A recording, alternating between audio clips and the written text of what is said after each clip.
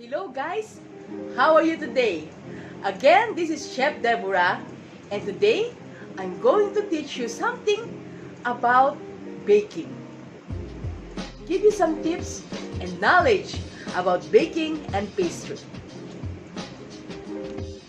Some questions that I received from my messenger, I will give an answer today. Our topic for today is what are the common ingredients in baking. The most common ingredients that we are using and what are their uses. The number one most common ingredients in baking, of course, the flour. Okay? We cannot bake a carrot cake. We cannot bake a chocolate cake without a flour. Unless we use an alternative flour like almond flour, coconut flour, or whatever kind of flour. A healthy flour or gluten-free flour. As I mentioned last time about the kinds of flour that we are using, we had the bread flour, all-purpose flour, and the cake flour. I already explained this one in my previous video. So, now let's go to the next one. Number 2 is the eggs. What is the uses of the eggs to our baked products? What eggs gives to our baked products? So, eggs gives moisture to our baked products. This is also act as a glue or to bind all the ingredients together. It gives a structure to our baked products. This is the baking powder. Baking powder, it gives volume to our baked products. This is a leavening agent. It lightens our baked products. Okay? Next, we have the baking soda. Baking soda, it creates air texture or airy texture to our baked products. This is also leavening agent, same as the baking powder. But this is 3 to 4 times stronger than the baking powder. Remember that. Next is the salt. Salt, it controls the rate fermentation and the enzyme activity of our bread. And also, it creates or increases the crust color of our bread and it gives flavor also to our baked products. Next, we have the milk. Milk hydrates the dry ingredients. It gives moisture to our baked products. And of course, milk softens the texture of our baked products and also gives a browning effect to our breads.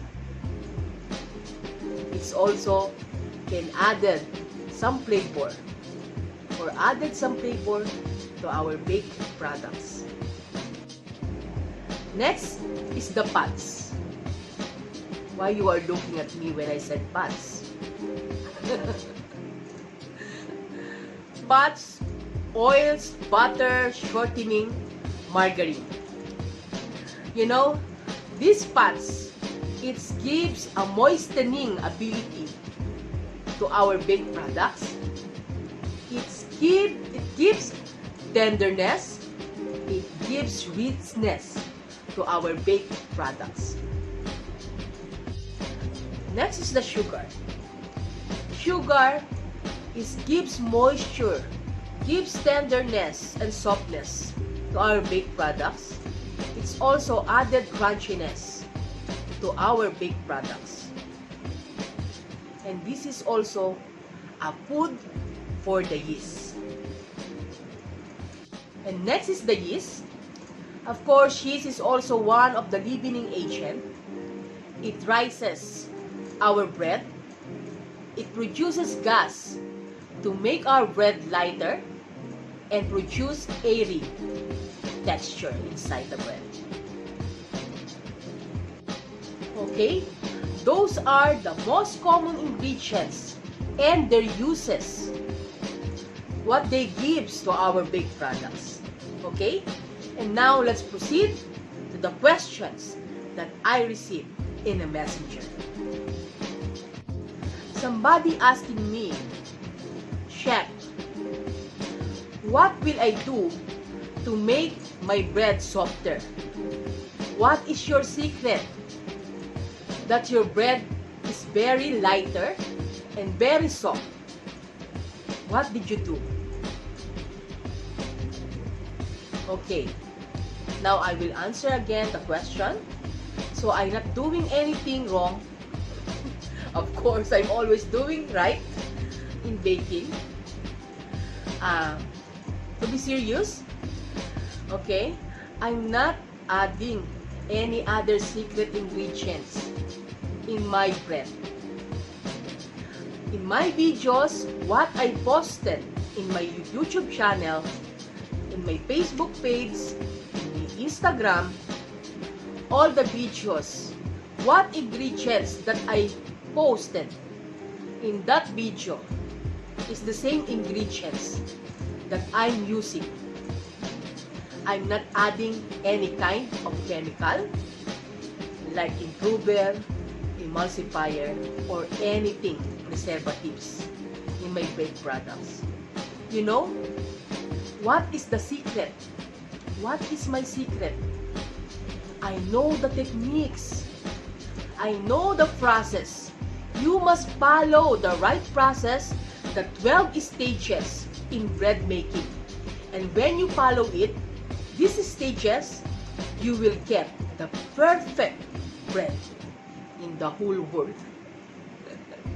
Really, you just follow the step and you will know and you will get the right quality and the softness of your bread.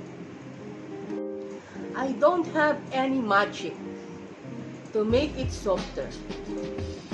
I just follow the right temperature, the right time, and the right process. That's it. Nothing else. Okay? And also, of course, using the right ingredients. You must know what is the good quality ingredients that you need to use. The good quality flour, everything must be high quality and good, and everything is coming perfect in baking. If you buy a very cheapest ingredients, don't expect of the good quality of your baked products. Because sometimes we need to spend a little more money, but we can eat very nice and delicious baked products, very nice and delicious cakes. Okay? If you are spending more, of course, you will get more. And if you are spending less, you will get less. This is the life in baking. Not only in baking, in reality, about our life is same also. If we are spending more, we will get more. If you are giving less, you will get less, of course. Right? That's true. I think that's all for today. And of course, this is Chef Deborah once again.